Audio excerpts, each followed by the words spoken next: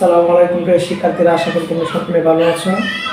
তো আজকে একটা দুইটা এমসিকিউ নিয়ে আসলাম। অষ্টম শ্রেণী প্রায় পরীক্ষার মধ্যে দেখলাম এইগুলো আসে, কিন্তু অনেক ছাত্রছাত্রী পারে না। সেটা পরিসংখ্যান থেকে এমসিকিউ আসে, একদম সহজ, একদম সহজ, পানির মতো সহজ।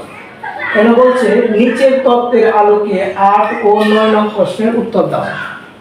নিচের তত্ত্বের আলোকে 8 ও 9 নং প্রশ্নের উত্তর দাও। আমাকে একটা উদ্দীপক দেওয়া আছে, এখানে শ্রেণীবৃত্তি দেওয়া আছে 16 থেকে 25, যার গড় সংখ্যা 4, 26 থেকে 35 যার গড় সংখ্যা 2, 34 থেকে 45 যার গড় সংখ্যা হচ্ছে কি 10, এবং 46 থেকে 55 যার গড় সংখ্যা হচ্ছে 5।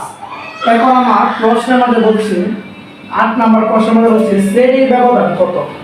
শ্রেণীর ব্যবধান কত প্রশ্নের মধ্যে বলছে 8 নম্বর শ্রেণীর ব্যবধান কত নির্ণয় করতে।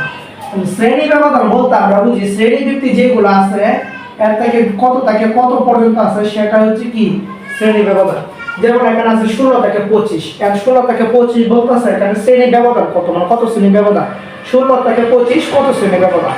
এর খুব সহজেই হিসাব করার উপায় হচ্ছে 16 যে সংখ্যাটা থাকবে সেই সংখ্যাটাকে ধরতে হবে। 16 থেকে যদি আমরা 25 পর্যন্ত ধরি তাহলে কত হবে 16 দাও কত হয় 16, 17, 18, 19, 20, 21, 22, 23, 24, 25। আমরা তো এইভাবে গুনতে পারবো, তার সাথে আমি বাংলা বুঝাই দিচ্ছি, তোমরা হাতেই গুনতে পারবা, যা ক্যালকুলেটর বা বলতে বুঝাই যায় 16 থেকে 25 পর্যন্ত গণনা করো।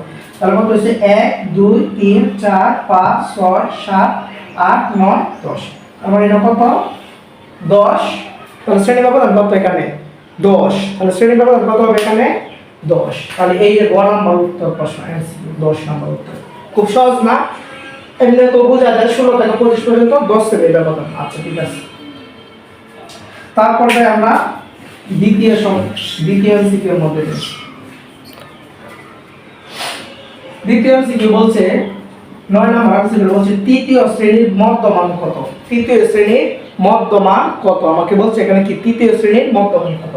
তাহলে তৃতীয় শ্রেণী বলতে মধ্যমান আমরা কোনটা বুঝি, তৃতীয় নম্বর গড়। এই যে হচ্ছে প্রথম গড়, দ্বিতীয়, এই যে তৃতীয় শ্রেণীবৃত্তি, এটা হচ্ছে কি তৃতীয় শ্রেণীবৃত্তি, এটা হচ্ছে তৃতীয় শ্রেণীবৃত্তি। তাহলে বলছে তৃতীয় শ্রেণীর মধ্যমান কত। আমরা জানি মধ্যমান মধ্যমান বের করতে খুব সহজে বের করি।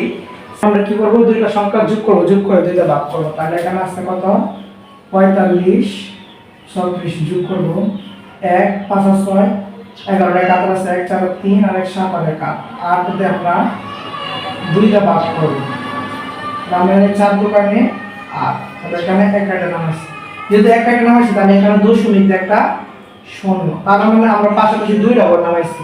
তাহলে এখন দুইটা ঘর নামাইছি, এখন দুইটা ঘর নামাইতে গেলে দশমিকের ক্ষেত্রে যদি আমরা দুইটা ঘর নামাই তাহলে দশমিকের ক্ষেত্রে এখানে একটা শূন্য দিতে হয়, এখানে একটা কি দিতে হয় শূন্য দিতে হয়। 40 পরে 5 দেয় 10 মধ্যে যাবে না, 5 দোকানে 10, তাহলে কত 40.5, 40.5। তার উত্তর কত 40.5। খুব সহজে এভাবে তো তোমরা খাতা করবে না, তোমরা ডাইরেক্ট ক্যালকুলেটর দিয়ে করবা যে 34 যোগ 45 ভাগ 2 এই 40.5 আনসার আসা করবে।